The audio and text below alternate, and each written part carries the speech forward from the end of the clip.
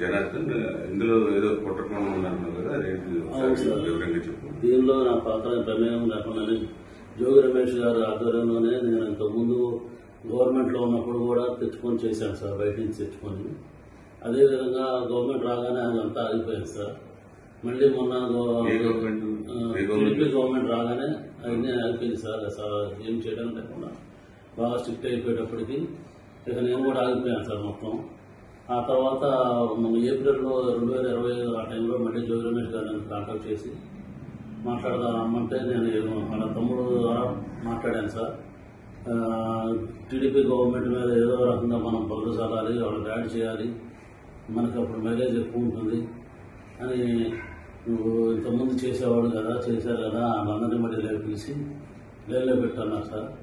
నేను ఇబ్రాహీంపట్నం అనుకున్నాను సార్. తర్వాత నేను మా క్లాస్మేట్ జయచంద్రారెడ్డి తమ్ముళ్ళపల్లి అని తెలిసేటప్పటికి చిత్తూరు జిల్లా, ఉమ్మడి చిత్తూరు జిల్లా వచ్చింది కాబట్టి ముందు అక్కడ ప్లాన్ చేద్దాం, చంద్రబాబు గారిని బ్యాన్ చేయడానికి అక్కడ చేద్దాము. ఇప్పుడు నేను అక్కడ వైన్ షాపులో వాళ్ళకి వచ్చినాయి, వాళ్ళు చేసుకోలేకపోతే నేను తీసుకుంటున్నానని చెప్పి జోగి రమేష్ గారు చెప్పాను సార్. అయితే అక్కడే ప్లాన్ చేయాలని చెప్పారు. నేను అక్కడ లోపల అతను ఉన్న పాలక సిద్ధాన్ని అతను పట్టుకొని అవన్నీ రూమ్ అద్దెకి తీసుకొని వేరే వాళ్ళ పేరు మీద అక్కడ సెటప్ అంతా చేశాను సార్. చేసిన తర్వాత ఎవరైతే ఉన్నారో వాళ్ళకి తెప్పించి అన్నీ రెడీ చేయించు, మందు తయారు చేయడానికి కావాల్సిన స్పిరిట్, లేబుల్, క్యాప్లు అన్నీ, దాన్ని కలిపేదానికి కావాల్సిన కెమికల్స్ అన్నీ తెప్పించి బాలాజీ ద్వారా చేశాను సార్.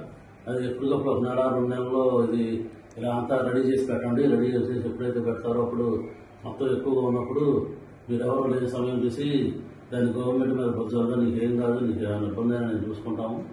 నేను బాగా ఆర్థిక ఇబ్బందుల్లో ఉన్నానండి. ఆ ఆర్థిక ఇబ్బందులన్నీ నుంచి తీసేసి మీ ఫ్రెండ్ అక్కడ ఎట్లాగో ఆఫ్రికాలో డిస్టరీస్ ఉన్నాయి కదా, అక్కడికి వెళ్ళిపో, నీకు దానికి కావాల్సిన అమౌంట్ 3 కోట్లుగా మేము సర్దుతాము, నువ్వు అది ఇవన్నీ ఏం చెప్పకుండా మామూలుగా ఏం తెలియనట్టుగా ఉండు, నువ్వు అక్కడికి వెళ్ళి అన్నీ రెడీ చేస్తూ ఉండే ఎవరికి అనుమానం రాకుండా అని చెప్పారు సార్. అదేవిధంగా తిరుగుతూ ఉంటుంది. ఏ నెల నెల కుర్రోడు కూడా వెళ్ళిపోతానంటే నేను గట్టిగా అడిగాను సార్, ఇబ్బంది అవుతుంది అని అడిగితే మొన్న సెప్టెంబర్ 20వ తారీఖు తర్వాత ప్లాన్ చేద్దాం, నువ్వు మీ ఫ్రెండ్ ఎక్కడున్నాడో కనుక్కో అంటే నేను కనుక్కుంటే ఆఫ్రికాలో ఉన్నానని చెప్పాడు సార్.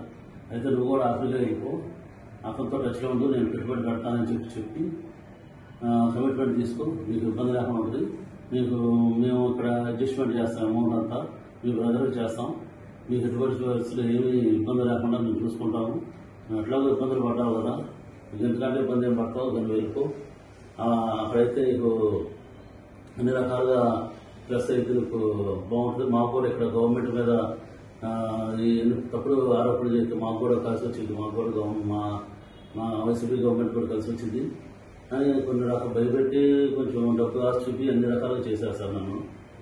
ఆ తర్వాత లాస్ట్కి ఇంకా 20 నేను టికెట్ బుక్ చేసుకున్నానని చెప్పాను సార్, 24 వెళ్తానికి. అప్పుడు 23 మళ్ళీ ఇంటికి రమ్మన్నాను సార్.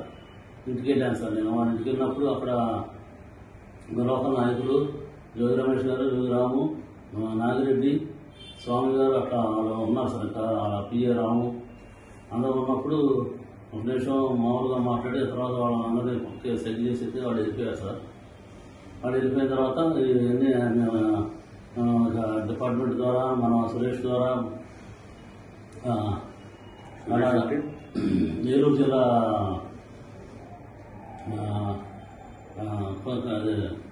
కొల్లేరు ఏరియాలో ఉంటాడు సార్. నాకు నారాయణపురం బాగా ఉన్నప్పుడు అతను ఫైనాన్షియల్గా వచ్చాను సార్. అతని ద్వారా ఈ డిపార్ట్మెంట్కి అక్కడికి ఇన్ఫర్మేషన్ పాస్ చేసి అది రైడ్ చేయించారు సార్.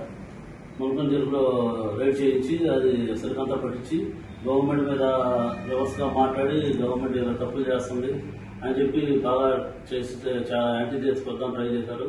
కానీ చంద్రబాబు గారు పార్టీ నాయకులను సస్పెండ్ చేసేటప్పటికి అంత ఎక్కువ హైలైట్ అవ్వలేదు జనార్దన్ అని చెప్పి మళ్ళీ నాకు కాల్ చేసి మీ దాని మీద కూడా చూపించేద్దాం, నువ్వు అక్కడ బార్గెన్ పెట్టే సరుకులు ఇక్కడ తెచ్చిపెట్టేసి గొడవలో పెట్టు, అది మీ తమ్ముడు ద్వారా డిపార్ట్మెంట్ వాళ్ళకి తెలిసి నేను సురేష్ మా ద్వారా సాక్షి టీవీను అందరినీ తీసుకొని వస్తాను, నాయకులందరినీ తీసుకొని వస్తానని చెప్పి అలర్ట్ చేసి నాకు అక్కడ ముందు రోజే అన్ని అక్కడ తెప్పించి పెట్టించారు సార్. వాళ్ళ మనుషుల ద్వారా ఆడ తెప్పించి పెట్టించారు సార్. అదేవిధంగా ఇన్ఫర్మేషన్ లీక్ చేయించి తమ్ముడు ద్వారాను మీడియా సాక్షి మీడియా ద్వారా వాళ్ళ మనుషులు సురేష్ ఏలూరు ఆయన ద్వారా ఇట్లా డిపార్ట్మెంట్ అన్నిటికీ చేసి అది పెట్టించారు సార్. మా గోడంలో పెట్టిన లెక్కలు పెట్టించారు సార్. పక్కన గోడంలో బాగా ఎదురుగా ఉన్న గోడంలో.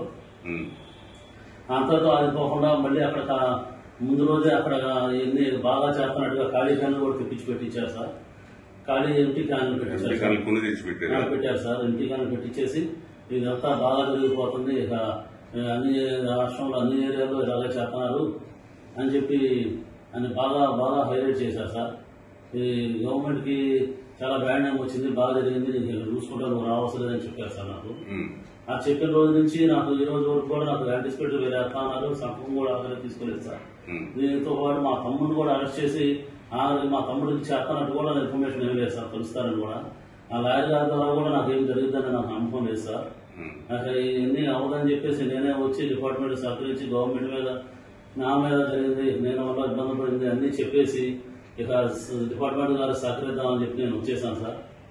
ఇదంతా మేము నమ్మదగ్గగా మేమెందుకు నమ్మాలి? ఇది మీరు ముందు మీ ఫ్రెండ్నే కదా మీ ఆయన జయచంద్రారెడ్డి, ఆయన అసలు ఆయన ఎందుకు ఇరికించారు? మరి ఈ విషయంలో ఇరికించలేదు సార్. ఆయన ఏం చేశాడంటే పెద్దిరెడ్డి గారు రామచంద్రరెడ్డి గారు పక్క కాన్స్టిట్యున్సీ, ద్వారకా రెడ్డి ఆ కాన్స్టిట్యున్సీ, మిగిలిరెడ్డి ఆయనే చూసుకుంటాడు మొత్తం. మీ ఫ్రెండ్కి మళ్ళీ గెలవడం, మీ ఫ్రెండ్కి రాదు సీటు, మొత్తం మా ఆంధ్రలోనే ఉంటుంది, మీ ఫ్రెండ్కి ఏం కాదు, పోయినా ఎట్లాగో ఓడిపోయినట్టే కదా, ఇక మళ్ళీ సీటు రాదు, గెలవడం మీ ఫ్రెండ్ ఎట్లాగో ఆఫ్రికాలో వ్యాపారాలు చూసుకుంటాడు, మీరు కూడా అక్కడికి వెళ్ళిపోయి చూసుకొని మీరు ఇట్లా వచ్చానని చెప్పకుండా మీ ముందే మాట్లాడుకుంటున్నారు కాబట్టి మీకు ఇబ్బంది ఏమి ఉండదు అలా చెప్పి నమ్మించి చెప్పారు సార్. నాకు ఇక డబ్బులు ఎప్పుడైతే నాకు బాగా ఇబ్బందులు, ఆర్థిక ఇబ్బందులు ఉండడం వల్ల బాగా పబ్లిక్ ప్రెజర్ చేయడం, రిలయన్స్ వాళ్ళు, శ్రీరామ్ వాళ్ళు బాగా ప్రెజర్ చేయడం వల్ల నేను ఉండే అన్ని ఆప్షన్కి వచ్చేసింది సార్. నేను ఉండే ఇల్లు కానీ ఉండే బార్ ప్రిమిసెస్ కానీ ఆప్షన్కి వచ్చేసింది సార్. ఇక నాకు తట్టుకోలేక ఆయన చెప్పింది వినేసి ఆయన ఆస్తి చూపించిన 3 కోట్లు నాకు ఇస్తారనుకున్నాను, ఎప్పుడైనా తీరుతారనుకోని నేను ఓకే అన్నా సార్, చేసేదానికి ఓకే అన్నా సార్. మరి ఈయన ఎన్నాళ్ళుగా పరిచయం మీకు? ఈయన నాకు చిన్నప్పటి నుంచి పరిచయం సార్, ఉద్యోగ రమేష్ గారు. నాకు నేను చిన్నప్పటి నుంచి నాకు జయచంద్రారెడ్డి చదువుకున్నప్పుడు సార్ మాకు ఇంజనీరింగ్ విద్యానగర్ ఎంబీకేఎస్ గూడూరు దగ్గర దానిలో ఎంబీకేఎస్ చదువుకున్నప్పుడు పరిచయం సార్. మళ్ళీ ఎలక్షన్ టైంలోనే మేము వెళ్ళాం సార్ ఆయన దగ్గరికి. ఆ టైంలో మా క్లాస్మేట్స్ అందరం వెళ్ళి కలిసి అక్కడ క్యాంపెయిన్ దగ్గర వెళ్ళి పార్టిసిపేట్ చేసాం సార్. ఆ తర్వాత ఇక మళ్ళీ ఎప్పుడైతే ఇట్లా వైన్ షాప్ వచ్చి ప్లాన్ చేశారో ఇక రమేష్ గారు ఈ విధంగా చేద్దాం, నువ్వు వెళ్ళు వైన్ షాప్ తీసుకుంటాను మాట్లాడు, ఇది చేద్దాము, నీకు ఉపయోగపడుద్ది, నీ ఫ్రెండ్ వల్ల నీకు ఉపయోగం లేదు కదా, నా వల్ల ఉపయోగం ఉంటుంది, అతనికి ఏం లేదు, అతనికి ఏం పోదు, ఆయన ఆల్రెడీ ఇలా ఓడిపోయాడు కాబట్టి ఇబ్బంది ఏం లేదు. ఇక ఇలా చెప్పేటప్పటికి అతనికి ఏం కాదు కదా, నాకు కూడా ఏ కేసు లేకుండా చూసుకుంటున్నారు కదా అని నేను ఒప్పుకున్నాను సార్ ఇది చేయడానికి. ఎప్పుడైతే ఈ లెక్క చేశారో ఇక నేను ఎవరిని నమ్మదలుచుకోలేదు సార్. ఇక ఎవరు ఇస్తానా లేదు, నేను ఎట్లాగో ఇబ్బంది పడిపోయాను, ఇంకా మళ్ళీ ఇక ఇబ్బంది పడకూడదని చెప్పేసి వచ్చి ఇక సరెండర్ అయితే ఇక గవర్నమెంట్ ఏ శిక్ష శిక్షణ దానికి రెడీ వచ్చేసాను సార్ నేను. సరే.